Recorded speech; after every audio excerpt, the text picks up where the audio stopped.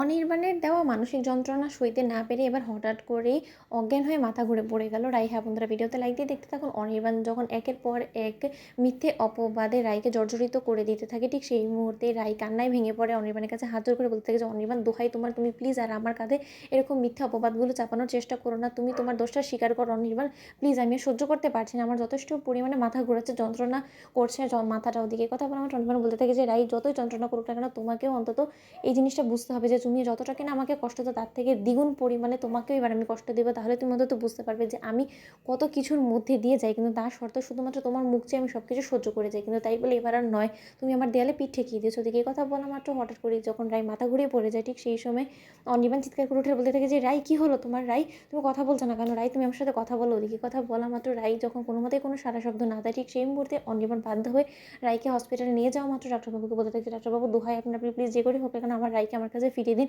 ও আমার সাথে কথা বলছেন, ও হঠাৎ করে কী হলো বলুন তো।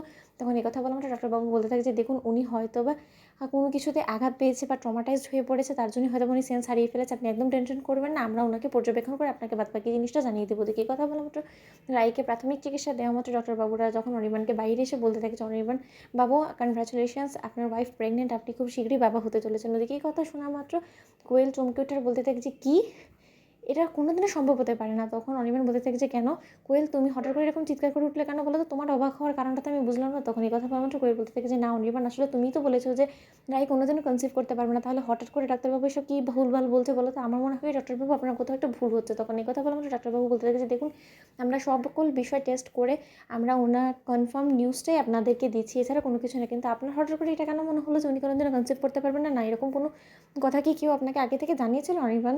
তখন এই কথা বলে মাত্র অনির্বাণ বলতে থাকে যে না, আসলে কিছুদিন আগে রাইয়ের একটা সার্জারি হয়েছিল, আর সেখানে ডক্টরবাবু নাকি বলেছিল যে রাইয়ের কোনোদিনও কনসিভ করতে পারবে না, সেই থেকেই আমরা একদমই আশা ছেড়ে দিয়েছিলাম, কিন্তু হঠাৎ করে আপনার মুখ থেকে এই কথাটা শুনে সত্যকার অর্থেই নতুন করে মনে একটা আশা জেগে উঠলো। এই কথা বলে আমরা ডাক্তারবাবু বলতে থাকে যে দেখুন, সবসময় যে ডাক্তারবাবুরা যা কিছু বলবে সেটা সবসময় গ্যারেন্টি দিয়ে সত্যই হবে সেরকমটা নয়, মিরাক্কেলও হতে পারে, তাই না?